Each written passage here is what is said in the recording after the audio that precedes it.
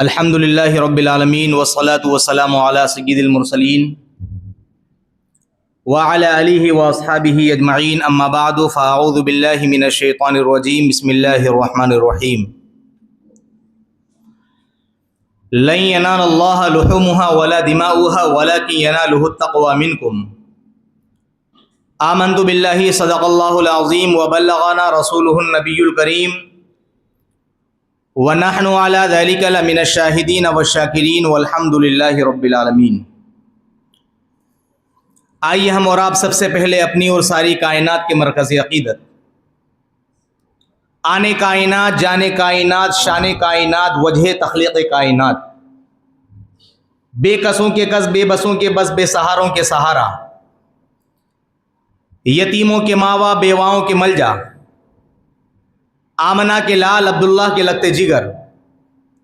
اللہ کے محبوب دانہ غیوب، حضور تاجدار مدینہ راحت قلب و سینہ، جناب محمد الرسول اللہ صلی اللہ علیہ وسلم کی بارگاہ بے کس پناہ میں انتہائی ادب اور احترام کے ساتھ درود پاک کا نذرانہ پیش کریں، پڑھیں بآواز بلند۔ اللہم صلی علی سیدنا و شفیعنا و حبیبنا و کریمنا ومولانا محمد معدن الجود والکرم وآلہ الکرام ابنہ الکریم وبارک وسلم صلاۃ و سلاما علیک یا رسول اللہ صلی اللہ تعالی علیہ وسلم۔ عزیزان ملت اسلامیہ، آج ذی قاعدہ کی 20 تاریخ ہو چکی ہے۔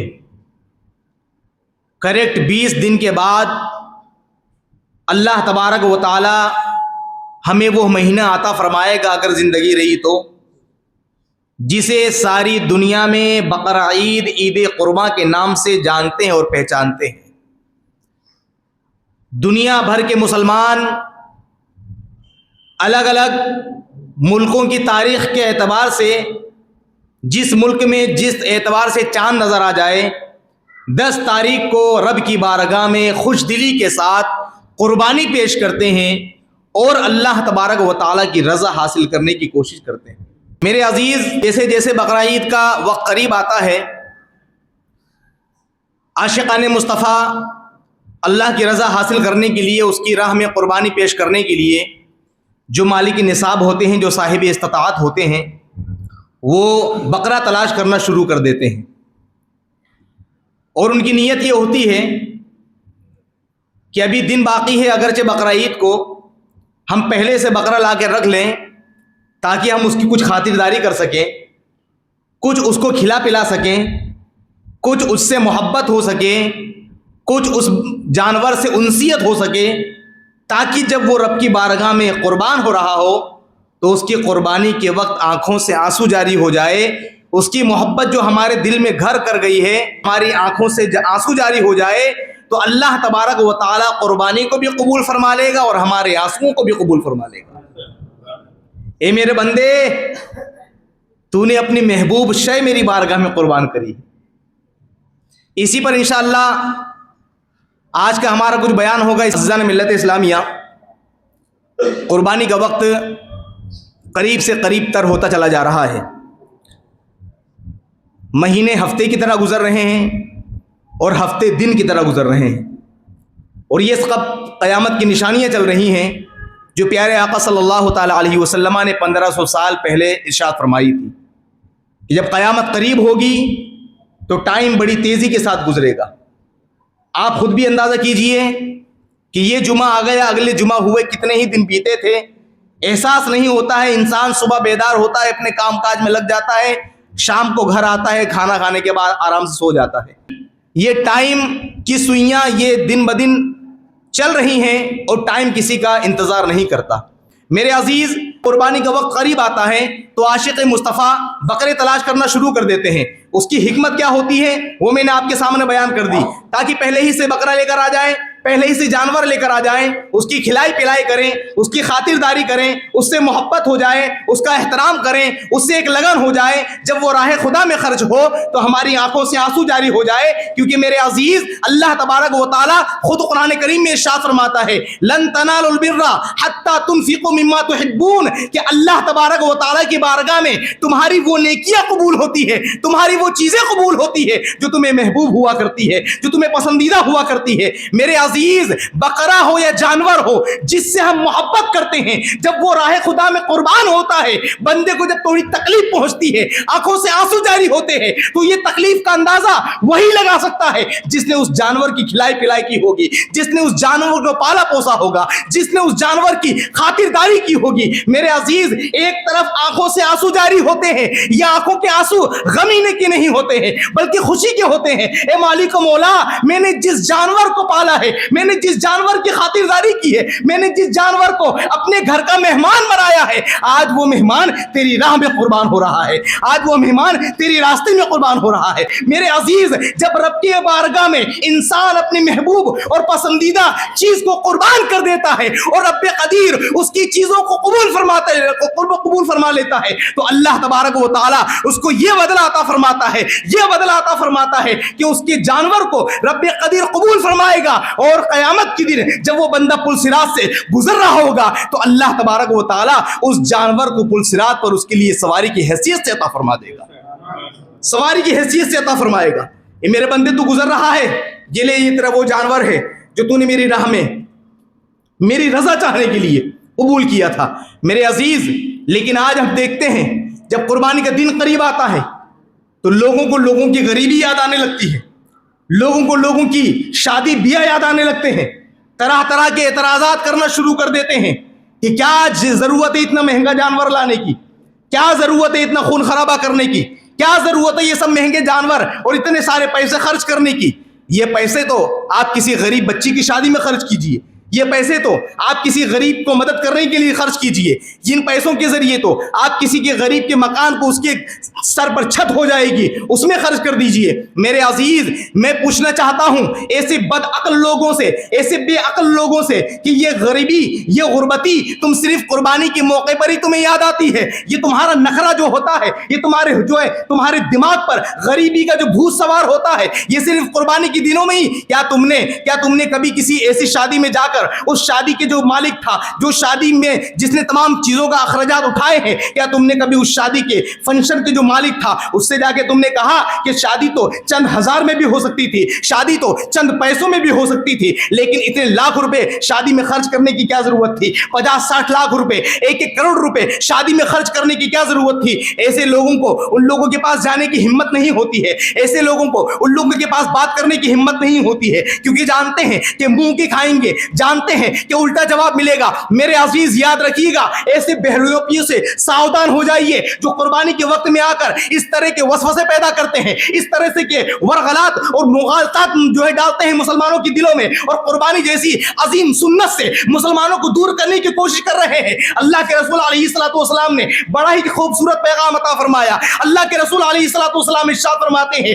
کہ بقرہ عید کے دن اور بقرہ عید کے جو 3 دن ہوتے ہیں, ان 3 دنوں میں ابن آدم کا جو سب سے بہتر عمل ہے, اللہ تبارک و تعالیٰ کو تمام اعمال میں سب سے بہتر عمل جو رب قدیر کو محبوب اور پسندیدہ ہے, وہ یہ ہے کہ بندہ اللہ کی رضا کی خاطر اس کی راہ میں جانوروں کو قربان کرتا چلا جائے, اس کی راہ میں جانوروں کو پیش کرتا چلا جائے. میرے عزیز, اللہ کے رسول علیہ الصلوۃ والسلام تو یہ فرماتے ہیں کہ سب سے زیادہ محبوب اور پسندیدہ عمل یہ ہے کہ رب کی بارگاہ میں قربان کیا جائے, جانوروں کو پیش کیا جائے. اور آج کے کچھ جو ہے بد عقل لوگ یہ کہتے ہیں کہ قربانی میں اتنے زیادہ پیسے خرچ کرنے کی ضرورت کیا ہے. اللہ تبارک و تعالیٰ ایسے لوگوں کو عقل سلیم عطا فرمائے.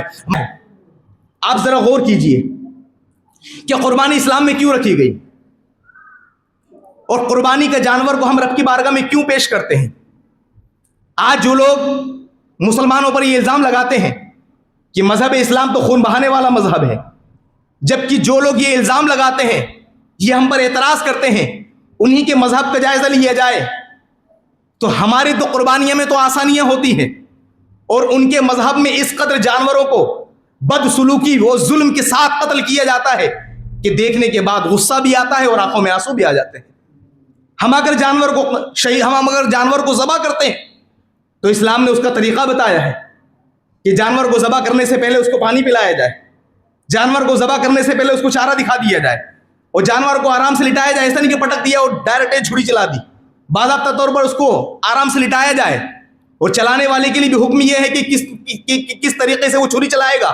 میرے عزیز، ہمارا مذہب تو رحم دلی کا مذہب ہے، ہمارا مذہب تو انسانیت کا مذہب ہے۔ میرے عزیز، آج اس مذہب پر لوگ انگلیاں اٹھاتے ہیں جس مذہب اسلام نے انسانوں کے ساتھ بھی رحم دلی کا معاملہ فرمایا ہے اور جانوروں کے ساتھ بھی رحم دلی کا معاملہ فرمایا ہے۔ اور یاد رکھیے گا، ہم جن جانوروں کو رب کی بارگاہ میں قربان کرتے ہیں، یہ ہم اپنی طرف سے کچھ نہیں کرتے، یہ اسی رب کی بارگاہ میں جانوروں کو قربان کیا جا رہا ہے جس جانوروں کو اللہ تبارک و تعالیٰ نے پیدا فرمایا ہے، جس جانوروں کا مالک رب قدیر ہے، اور اسی مالک نے حکم دیا ہے کہ میری راہ میں میرے جانوروں کو قربان کر دو، میری راہ میں جانوروں کو قربان کر دو۔ میرے عزیز، اگر اللہ تبارک و تعالیٰ جانوروں کو قربان کرنے کا حکم نہ دیتا، انسانوں کو قربان کرنے کا حکم دیتا، تو آج عالم یہ ہے کہ مسلمان انسانوں کو قربان کرتے ہیں۔ حضرت ابراہیم علیہ السلام نے اس کی جیتی جاگتی مثال پوری عالم انسانیت کو دکھا کے رکھ دی کہ میرے رب کی شان یہ ہے، اور میں اپنے رب کا ایسا قریبی بنتا ہوں کہ میرے رب نے میرے بیٹی کی قربانی مانگی تو میں نے اپنی بیٹی کی قربانی بھی رب کی بارگاہ میں پیش کرنے کی کوشش کی ہے، لیکن اللہ تبارک و تعالیٰ کی مشیت ہی کچھ اور تھی، رب قدیر کا مقصد ہی کچھ اور تھا۔ اللہ تبارک و تعالیٰ امتحان لینا چاہ رہا تھا۔ میرے عزیز، مسلمان ہے مسلمان، اور مسلمانوں کا عالم یہ ہے، مسلمان اسے کہتے ہیں جو اللہ تبارک و تعالیٰ کے حکم کے سامنے اپنی گردنوں کو جھکا دے، اپنی آنکھوں کو جھکا دے۔ اگر اللہ تبارک و تعالیٰ نے آج جانوروں کو قربان کرنے کا حکم دیا ہے تو ہم جانور قربان کر رہے ہیں، اگر رب قدیر انسانوں کو قربان کرنے کا حکم دیتا تو اللہ تبارک و تعالیٰ کے نیک بندے رب کی بارگاہ میں اپنے بچوں کو قربان کر دیتے۔ آج لوگ ظلم کی بات کرتے ہیں، نبی آخر الزمان صلی اللہ تعالی علیہ وسلم ساری انسانیت کے لیے رحمت العالمین بن کر آئے ہیں، کئی ساری حدیثیں پاک ہے۔ آج اسلام کو بدنام کرنے کے لیے لوگوں نے اسلام کا صرف یہ پہلو اجاگر کیا ہے کہ اسلام ظلم و بربریت کا مذہب ہے۔ آئیے اٹھائیے کہ حضور علیہ السلام نے جانوروں پر کس طرح رحم و کرم کا معاملہ فرمایا ہے۔ ایک راستے سے پیارے آقا صلی اللہ علیہ وسلم گزر رہے تھے، ایک اونٹ کے پاس کھڑے ہو گئے اور اونٹ سے کچھ بات چیت کرنے لگے۔ لوگ سوچ میں پڑے ہوئے تھے کہ پیارے آقا صلی اللہ علیہ وسلم کا اتنا قیمتی وقت ہے اور آپ اس جانور کے پاس کیوں کھڑے ہوئے ہیں، اور کئی دیر تک کھڑے رہے۔ اونٹ بھی اپنے طور پر حضور علیہ السلام سے بات چیت کرتا رہا۔ جب بات مکمل ہو گئی تو پیارے آقا صلی اللہ علیہ وسلم نے اس اونٹ کے مالک کو بلایا کہ اس اونٹ کا مالک کون ہے؟ میرے عزیز، وہ اونٹ کا مالک آیا، کہنے لگے کہ یا رسول اللہ علیہ الصلوۃ والسلام، اس اونٹ کا مالک میں ہوں۔ پیارے آقا صلی اللہ علیہ وسلم نے فرمایا، یہ اونٹ تمہاری شکایت کر رہا ہے کہ تم اس اونٹ سے کام زیادہ لیتے ہو اور اس کو دانا پانی کم دیتے ہو۔ میرے عزیز، یہ کون فرما رہا ہے؟ نبی آخر الزمان صلی اللہ علیہ وسلم، بانی اسلام، جنہوں نے مذہب اسلام کو پوری دنیا میں عام کیا، وہ فرما رہے ہیں جانوروں کی بولی سمجھ کر کہ اونٹ کے مالک، تیرا اونٹ یہ شکایت کر رہا ہے کہ تو اس کو دانا پانی کم دیتا ہے اور کام زیادہ لیتا ہے۔ اس نے اس بات کو قبول کیا، یا رسول اللہ، یہ اونٹ صحیح کہہ رہا ہے، اور آج سے میں توبہ کرتا ہوں کہ جتنا میں اس کو دانا پانی دوں گا اتنا ہی میں اس سے کام لوں گا۔ میرے عزیز، پیارے آقا صلی اللہ علیہ وسلم صرف انسانوں کی بولی نہیں سمجھتے تھے بلکہ ان کی بھی بولی سمجھا کرتے تھے جن کی اللہ تعالیٰ نے زبان تو عطا فرمائی ہے لیکن بولنے کی طاقت عطا نہیں فرمائی۔ نبی آخر الزمان صلی اللہ علیہ وسلم صرف انسانوں کے لیے رحمت بنا کر نہیں بھیجے گئے بلکہ جانوروں کے لیے، چرند و پرند کے لیے، شجر و حجر کے لیے، شمس و قمر کے لیے، کائنات کے ذرے ذرے کے لیے اللہ تبارک و تعالیٰ نے اپنے محبوب کو رحمت للعالمین بنا کر بھیج دیا ہے۔ میرے عزیز، اسی طرح ایک واقعہ ملتا ہے، ایک طوائف تو آپ بہتر جانتے ہیں، ایک طوائف، اس کو اللہ تبارک و تعالیٰ نے اس بنیاد پر بخش دیا۔ آپ جان سکتے ہیں کہ طوائف وہ کتنے بڑے گنہگار ہوگی، وہ کتنے گناہوں کا شکار ہوگی وہ، لیکن اس کا عالم یہ ہے کہ اللہ تبارک و تعالیٰ نے اس کو بخش دیا۔ ریزن صرف یہ تھا کہ اس نے ایک مرتے ہوئے کتے کو، ایک پیاسے کتے کو پانی پلا دیا۔ اللہ تبارک و تعالیٰ کو اس کی یہ ادا اتنی پسند آئی کہ انتقال کے بعد اللہ تبارک و تعالیٰ نے اس کی بخشش اور مغفرت فرما دی ہے۔ میرے عزیزو یہ وہ مذہب اسلام ہے، یہ وہ مقدس مذہب ہے۔ اسی طرح امام غزالی رحمۃ اللہ تعالی علیہ بڑے جلیل القدر اللہ کے ولی ہیں، اور وہ اتنے عظیم عالم دین ہیں کہ اگر کوئی ولی بنتا ہے تو انہیں کی کتابوں کو پڑھ کر بنتا ہے۔ ہزاروں کتابیں، ہزاروں شاگرد پیدا کیے، کئی سو کتابیں انہوں نے لکھی، بڑی بڑی کتابیں آج جو علماء کرام بڑے بڑے بنتے ہیں انہیں کی کتابوں کو پڑھ کر بنتے ہیں۔ آپ کا جب انتقال ہوا، کسی نے خواب میں دیکھا کہ جناب اللہ تبارک و تعالیٰ نے آپ کے ساتھ کیا معاملہ فرمایا، تو انہوں نے کہا کہ میں نے جو شاگردین بنائے، میں نے جو کتابیں لکھی، وہ تمام کام اپنی ایک طرف، لیکن اللہ تبارک و تعالیٰ نے میرے ایک عمل کے ذریعے میری بخشش فرما دی۔ وہ ایک عمل کیا تھا؟ وہ کہہ رہے تھے کہ جب میں کتاب لکھنے بیٹھا تو آج کل تو پین کا زمانہ ہے، پہلے سیاہی کا زمانہ تھا، ٹھیک ہے نا، سیاہی کا زمانہ تھا، تو وہ کہہ رہے ہیں، آپ فرماتے ہیں کہ جب میں کتاب لکھنے بیٹھا اور میں نے سیاہی میں قلم کو ڈبایا اور میں قلم سے کتاب لکھنے جا ہی رہا تھا کہ ایک مکھی آ کر میرے قلم کی سیاہی پر بیٹھ گئی اور چوسنے لگی۔ مجھے یہ خیال آیا کہ شاید یہ مکھی پیاسی ہے، جب تک وہ مکھی بیٹھی رہی میں نے اپنی قلم کو نہیں چلایا۔ مجھے تو یہ لگا کہ یہ عام معاملہ ہے، لیکن مرنے کے بعد معلوم ہوا کہ اللہ تبارک و تعالیٰ نے میری اس ادا کو اتنا پسند فرمایا کہ اس ایک عمل کے ذریعے رب قدیر نے میری بخشش و مغفرت فرما دی ہے۔ میرے عزیز، جو مذہب اسلام مکھی پر رحم کرنے کا حکم دیتا، جو مذہب اسلام کتے کو پانی پلانے کی بنیاد پر بخشش و مغفرت کرنے کا مزدہ جافزہ سنا رہا ہو، کیا وہ مذہب اسلام ظلم و بربریت کا مذہب ہو سکتا ہے؟ جس بانی اسلام کا فرمان یہ ہو، من لم یرحم صغیرنا ومن لم یعقر کبیرنا فلیس منا، کہ جو اپنے چھوٹوں پر رحم نہ کرے، جو اپنے بڑوں کی عزت نہ کرے، وہ ہمارے طریقے پر نہیں ہے۔ جو مذہب اسلام یہ فرمایا ہے، ارحموا من فی الارض یرحمکم من فی السماء، اے لوگو زمین والوں پر تم رحم کرو، آسمان کا خالق تم پر رحم فرمائے گا۔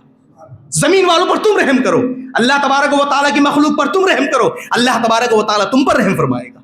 جو مذہب بانی اسلام نبی آخر الزمان صلی اللہ علیہ وسلم یہ پیغام عطا فرمائے، آج اس مذہب پر انگلی اٹھائی جاتی ہے کہ مذہب اسلام تو معاذ اللہ ظلم و بربریت کا مذہب ہے۔ میرے عزیز، اور ہم اگر جانوروں کو قربان بھی کرتے ہیں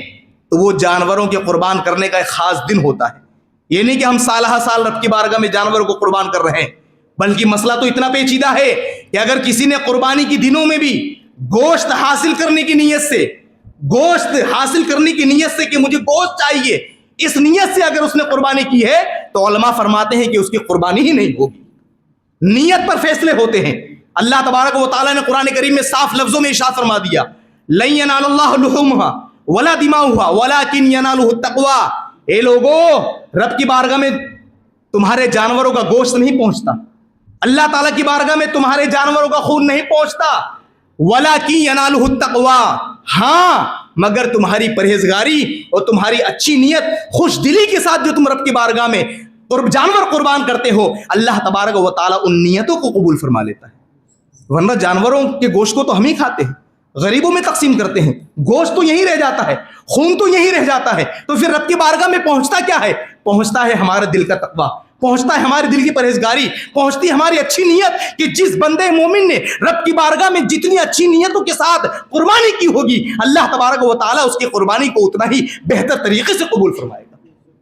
میرے عزیز، آج قربانی کو بھی فیشن بنا لیا گیا ہے،